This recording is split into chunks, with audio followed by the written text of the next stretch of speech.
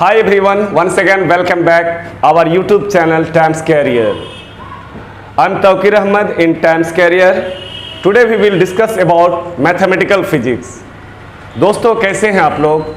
जहाँ भी होंगे अच्छे ही होंगे। और आज हम लोग क्लास 11-12 फिजिक्स, मैथमेटिक्स, केमिस्ट्री या फिर बायोलॉजी, साइंस से रिलेटेड सभी चैप्टर में यूज होने वाला चैप्टर मैथमेटिकल फिजिक्स स्टार्ट करने जा रहे हैं, जो बहुत ही इंपॉर्टेंट है। विदाउट मैथमेटिकल फिजिक्स का आप फिजिक्स को, केमिस्ट्री को या फिर मैथमेटिक्स को पढ़ नहीं सकते हैं। आप किसी भी क्लास में है, ये आपके लिए बहुत ही बेसिक चैप्टर का काम करेगा। इसलिए सभी स्टूडेंट्स आप लोग कॉपी कलम निकालिए और एक एक पॉइंट को नोट कीजिए।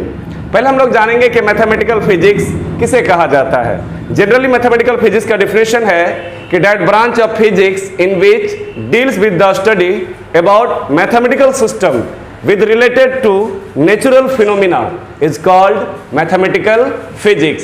यानी फिजिक्स की वह शाखा जिसके अंतर्गत प्राकृतिक घटनाओं से संबंधित गणितीय पद्धति का अध्ययन किया जाता है, उसे ही क्या कहा जाता है? मैथमेटिकल फिजिक्स कहा जाता है। यहाँ पर हम मैथमेटिकल फिजिक्स का कुछ डिफिनेशन लिखे हैं कि mathematics is used to express the laws of nature and reveal her secrets. Mathematics का प्रयोग प्रकृति के नियमों को व्याख्या करने के लिए प्रयोग किया जाता है। The laws of nature can be understood and explain in a better way by using mathematics as a tool. गणितीय को एक यंत्र के रूप में प्रयोग करके हम लोग प्रकृति के नियमों को अच्छी तरह से समझ सकते हैं और साथ ही साथ उसे एक्सप्लेन भी कर सकते हैं। तो स्टूडेंट्स, मेरे दोस्तों, पहले इसको आप लोग नोट कर लीजिए। उसके बाद हम लोग मैथमेटिकल फिजिक्स में कौन कौन सा चैप्टर पढ़ने वाले हैं, कौन कौन सा यूनिट्स पढ़ने वाले हैं, वो हम लोग जानेंगे। तो पहला हम लोग पढ़ने वाले हैं, पहला ब्रांच है मैथमेटिकल फिजिक्स का, वो है अलजेब्रा। अलजेब्रा को बीजगणित कहा जाता है।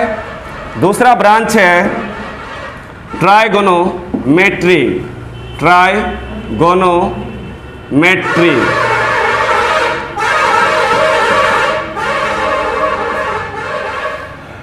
अगला चैप्टर है हम लोग का कैलकुलस, जिसको हिंदी में कलन शास्त्र कहा जाता है। और अगला यूनिट्स का नाम है मेंसुरेशन। और नंबर ई में है ज्योमेट्री।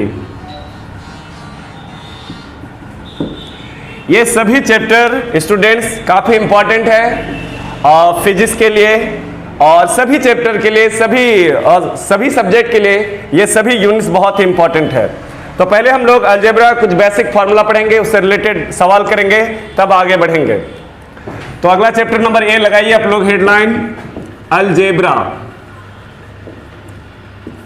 चलो ध्यान दो सबको ही, अलजेब्रा को हिंदी में बीजगणित कहा जाता है और इसमें कुछ हम लोग बेसिक फार्मूला पढ़ेंगे। पहला फार्मूला है a प्लस बी का होल स्क्वायर। तो स्टूडेंट्स, हम लोग जानते हैं कि a प्लस बी का होल स्क्वायर बराबर होता है a square plus B square plus 2ab। ये बहुत इंपॉर्टेंट फार्मूला है, a प्लस बी का whole square, a square plus B square plus 2ab। साथ ही साथ इस फार्मूला के अलावा एक फार्मूला और यूज किया जाता है और उस फार्मूला को कहा जाता है a माइनस बी का होल स्क्वायर प्लस 4ab। तो स्टूडेंट्स, आप देख रहे हैं कि बराबर के इधर जो है वो क्या है? LHS है और बराबर के उधर क्या है? RHS है। तो हम लोग LHS के द्वारा RHS को भी प्रूव कर सकते हैं। तो आइए देखते हैं, पहले इस फार्मूला को हम लोग प्रूव करते हैं कि इतना बराबर इतना कैसे होता है। तो ध्यान दो सब कोई, LHS। तो LHS में हम लोग देख रहे हैं कि हमारा LHS क्या है? a प्लस बी का होल स्क्वायर। तो a प्लस बी का होल स्क्वायर को हम लोग लिख सकते हैं a प्लस बी और इंटू a प्लस बी, क्योंकि स्क्वायर का मतलब है कि दो बार गुना में है। ठीक है, अगर 3 पावर रहेगा तो 3 बार गुना के रूप में होगा।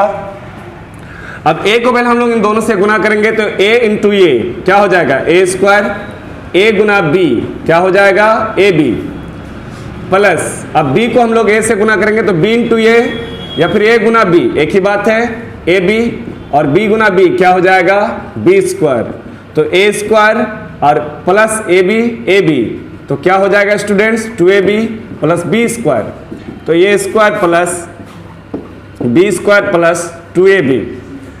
तो इस तरह से हम लोग देख रहे हैं कि LHS लिए थे और क्या प्रूव कर दिए, RHS प्रूव कर दिए। ये हमारा RHS है, प्रूव्ड हो गया। तो स्टूडेंट्स इसका मतलब ये है कि ये जो फॉर्मूला हम लोग यूज करते हैं a प्लस बी का whole square, a square plus B square plus 2ab, ये बहुत ही इंपॉर्टेंट फार्मूला है और ये वेरीफाइड फार्मूला है, बिल्कुल ऐसा होता है। साथ ही साथ इसको भी हम लोग RHS को लेके LHS में प्रूव कर सकते हैं, a माइनस बी का होल स्क्वायर प्लस 4ab। तो दोनों फार्मूला का हम लोग प्रयोग करेंगे आगे चलकर। दूसरा formula students a minus B का होल स्क्वायर, तो a माइनस बी का होल स्क्वायर बराबर होता है a square plus B square minus 2ab।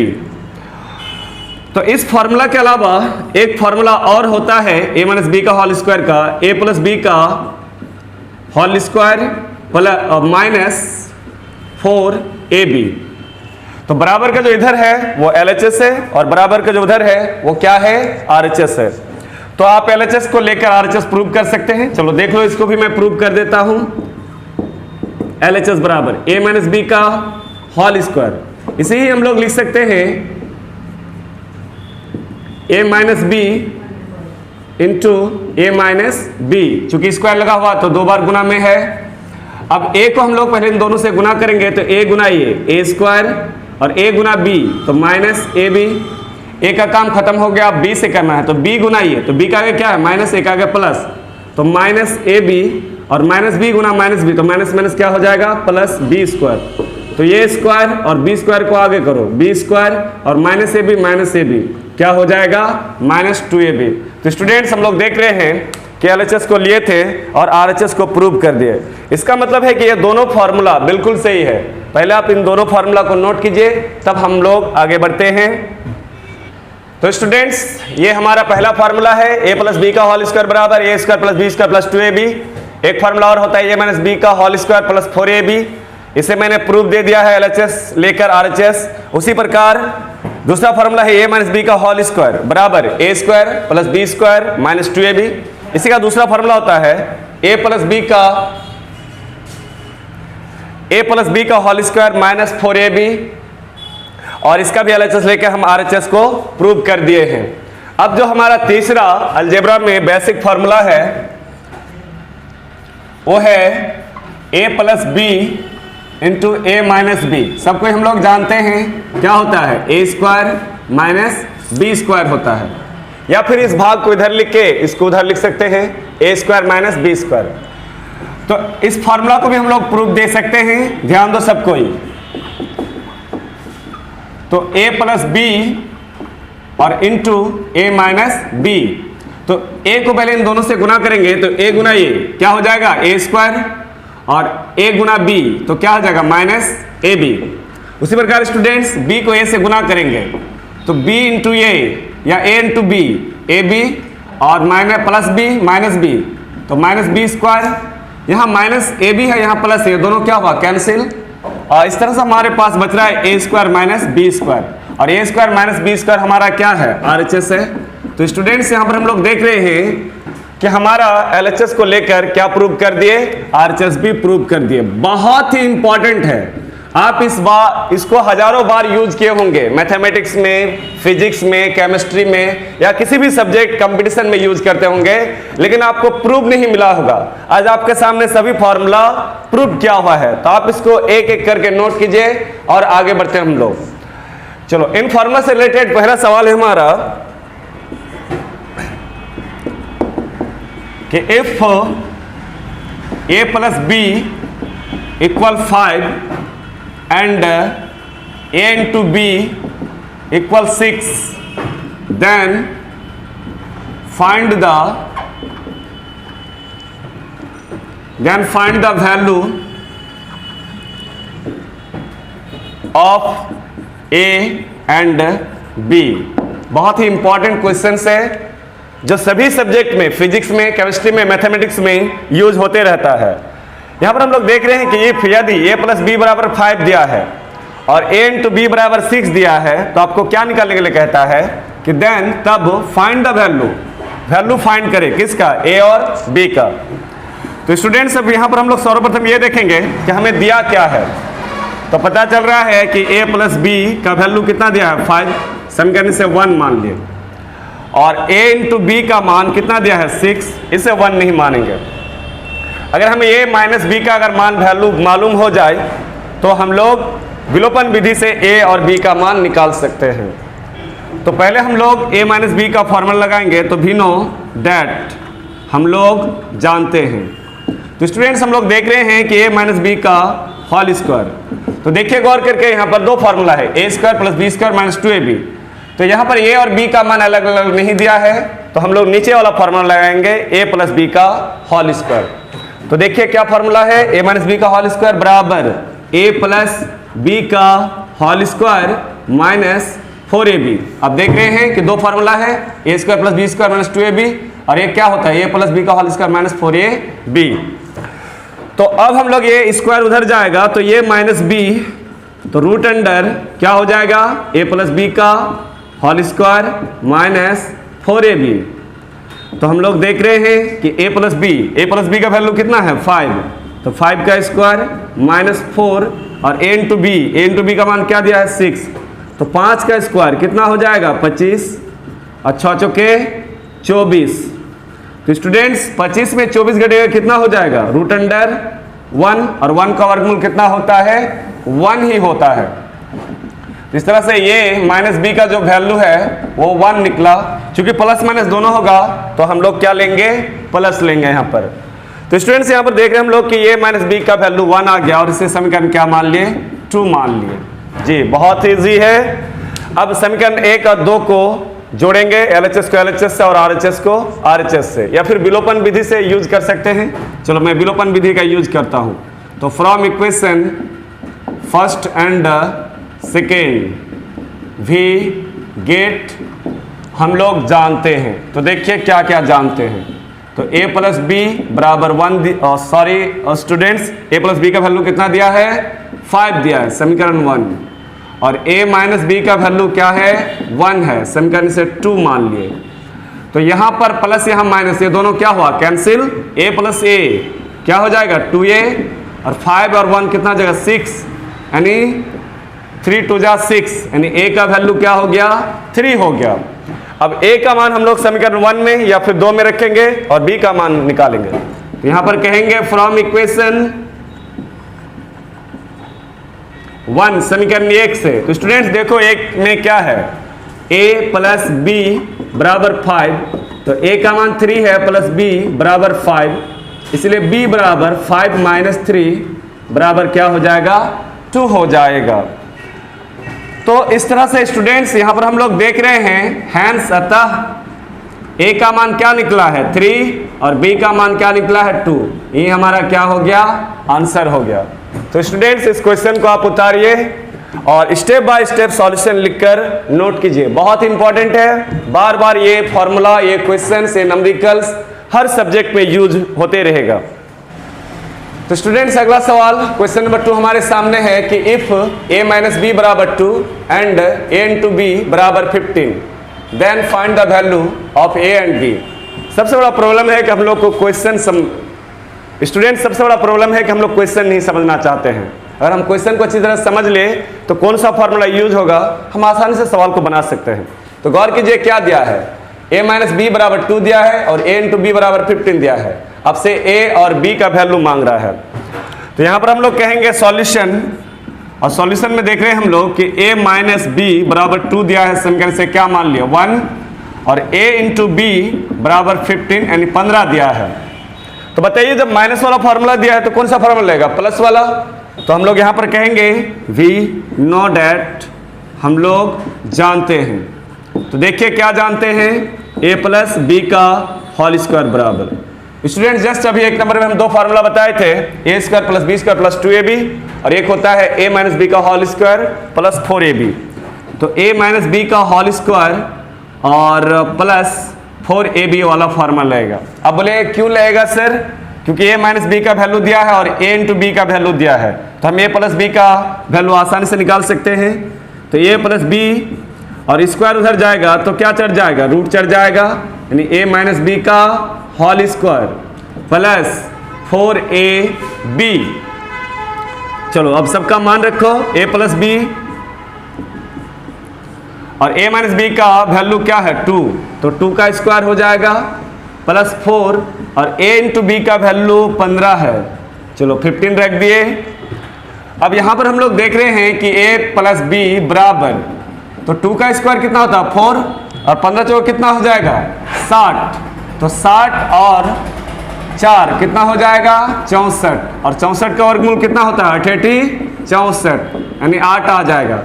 तो वैल्यू प्लस में भी आएगा माइनस में भी आएगा, लेकिन यहाँ पर हम लोग प्लस ले रहे हैं, समीकरण से क्या मान लिए 2 मान लिए।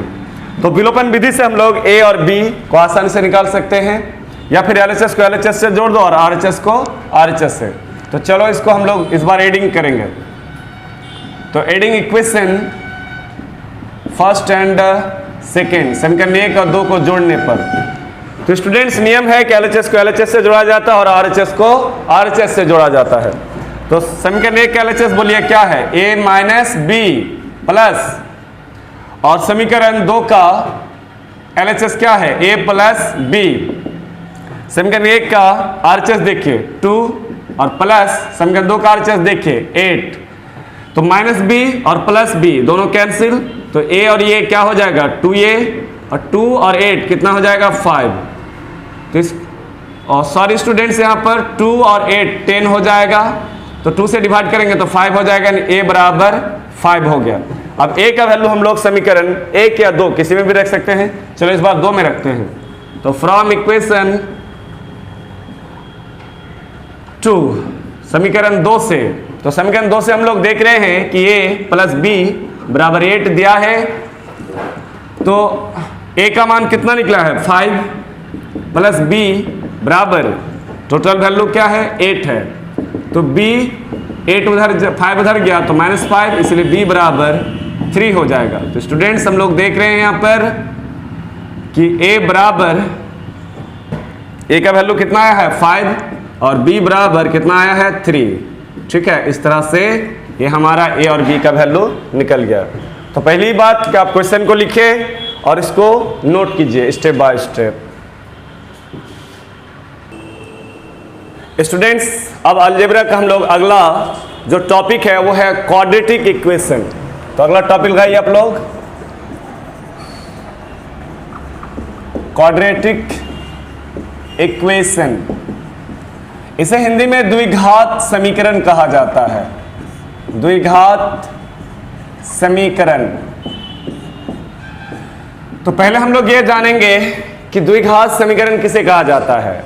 तो वैसा समीकरण जिसका पावर मैक्सिमम पावर 2 होता है उसे ही क्या कहा जाता है, द्विघात समीकरण, क्वाड्रेटिक इक्वेशन कहा जाता है। तो इसका हम लोग डिफिनेशन लिखेंगे, an equation in degree 2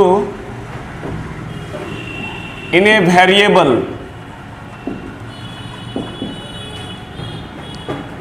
is called quadratic equation। यानी सिंपल सा डिफिनेशन है स्टूडेंट्स कि an equation in degree 2 in a variable, किसी वेरिएबल में पावर 2 होता है या ऑर्डर के रूप में 2 होता है, उसे ही क्या कहा जाता है, क्वाड्रेटिक इक्वेशन कहा जाता है। अब इसका हम लोग जनरल फॉर्म जानेंगे कि क्वाड्रेटिक इक्वेशन का नॉर्मल फॉर्म या जनरल फॉर्म क्या होता है। तो यहाँ पर हम लोग कहेंगे general form of quadratic equation. Quadratic equation को शॉर्ट में लिखे। तो हम लोग जानते हैं कि क्वाड्रेटिक इक्वेशन द्विघात समीकरण का जो जनरल फॉर्म होता है वो होता है ax² plus bx plus c बराबर 0। लेकिन यहाँ पर कंडीशन है कि a का मान नॉट इक्वल 0, यानी a का जो मान है वो 0 नहीं होना चाहिए। अगर a का वैल्यू अगर 0 हो जाएगा तो फिर उस प्रकार के समीकरण को हम लोग क्वाड्रेटिक इक्वेशन नहीं कहेंगे।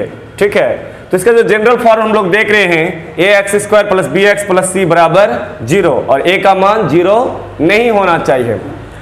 अब है कि जो x है उस x का वैल्यू निकालने के लिए एक फॉर्मूला होता है, तो यहां पर हम लोग कहेंगे फॉर्मूला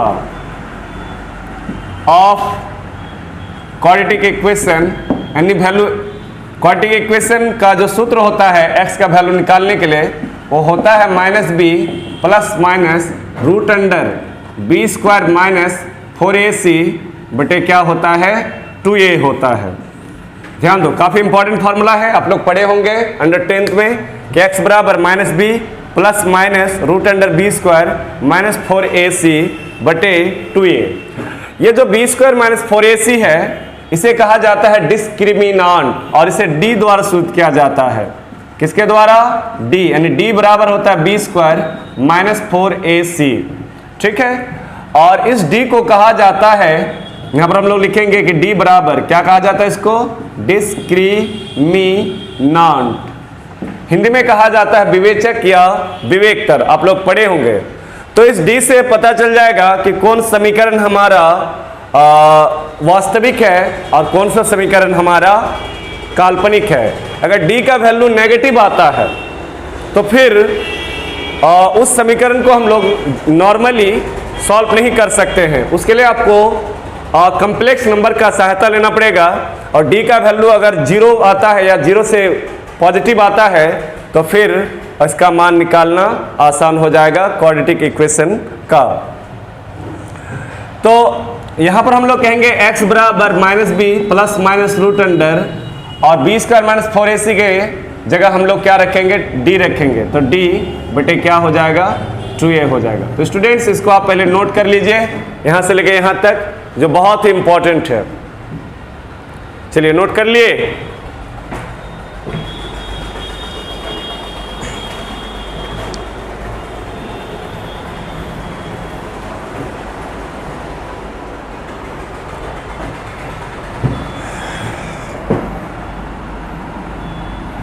अब स्टूडेंट्स जो x का वैल्यू है वो दो वैल्यू है, एक यहाँ जो देख रहे हैं प्लस और माइनस, तो एक वैल्यू प्लस होता है और एक वैल्यू माइनस होता है। तो यहाँ पर हम लोग कहेंगे x हैज़ 2 रूट्स, यानी x को दो वैल्यू होता है और उसे हम लोग अल्फा और बीटा मान लिए। तो पहला वैल्यू जो है अल्फा, तो अल्फा के लिए फॉर्मूला क्या हो जाएगा? Minus B plus root under D बटे 2a, और बीटा के लिए जो फॉर्मूला हो जाएगा माइनस बी, और यहाँ जो आप देख रहे हैं प्लस के नीचे माइनस, वो माइनस का प्रयोग करेंगे माइनस डी बटे 2a। तो गौर करके देखिए, अल्फा बराबर minus B plus root under D बटे 2a और बीटा बराबर minus B minus root under D बटे 2a। अब और फॉर्मूला होता है कि अल्फा इंटू बीटा बराबर क्या होता है? c बटे a, और अल्फा प्लस बीटा बराबर होता है माइनस बी बटे ए होता है। तो स्टूडेंट्स ये सभी एरो साइन को आप नोट कर लीजिए जो बहुत ही इंपॉर्टेंट है। आइए अब इससे रिलेटेड हम लोग कुछ क्वेश्चंस देखते हैं।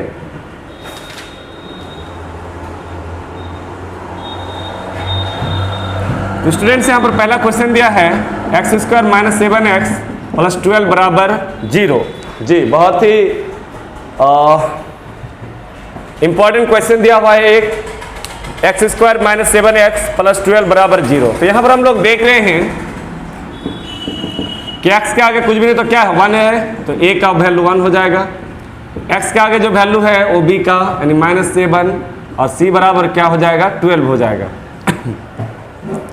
तो स्टूडेंट्स अगर d चेकअप कर लिया जाए तो बहुत ही बेहतर होगा। अगर वो नेगेटिव आता है तो फिर जनरली हम लोग क्वाड्रेटिक इक्वेशन को सॉल्व नहीं कर सकते हैं, उसके लिए आपको कॉम्प्लेक्स नंबर का सहायता लेना पड़ेगा। तो d बराबर क्या होता है? B square minus 4ac। b का वैल्यू क्या है? माइनस 7, तो माइनस 7 का स्क्वायर माइनस 4, a का वैल्यू 1 है और c का वैल्यू क्या है? 12 है। तो माइनस 7 का स्क्वायर 7 7 49 और बच्चों के 48, तो कितना हो जाएगा? 1 हो जाएगा, यानी 1 का आगे प्लस आ रहा है, 0 से पॉजिटिव की ओर जा रहा है। तो इसका मतलब है कि इसका वैल्यू आसानी से निकाला जा सकता है। तो स्टूडेंट्स देख रहे हैं हम लोग d का वैल्यू 1 निकाल लिए हैं। अब हम लोग जानते हैं कि नाउ x बराबर -b plus minus root under d/2a।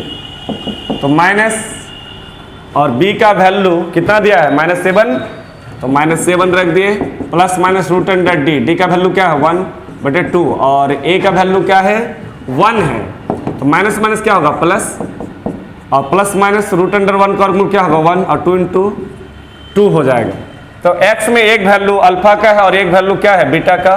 तो यहाँ पर हम लोग कहेंगे अल्फा बराबर तो 7 + 1/2 और जो बीटा होगा वो 7 - 1/2 तो 8/2 और यहाँ बीटा बराबर हो जाएगा 6/2 और ये अल्फा बराबर 4 आ जाएगा और ये क्या आ जाएगा 3 आ जाएगा। इस तरह से बीटा का मान 3 आ गया। तो हैंस हम लोग जानते हैं कि x बराबर क्या होता है अल्फा कोमा बीटा, यानी अल्फा का मान 4 है और बीटा का मान कितना है 3 है। यही हमारा क्या हो गया आंसर हो गया। तो पहले आप इस क्वेश्चन को नोट कीजिए, अगला क्वेश्चन मैं आप लोग को दे रहा हूँ और उस क्वेश्चन को सॉल्व करके आप लोग कमेंट में उसका आंसर लिख दीजिएगा।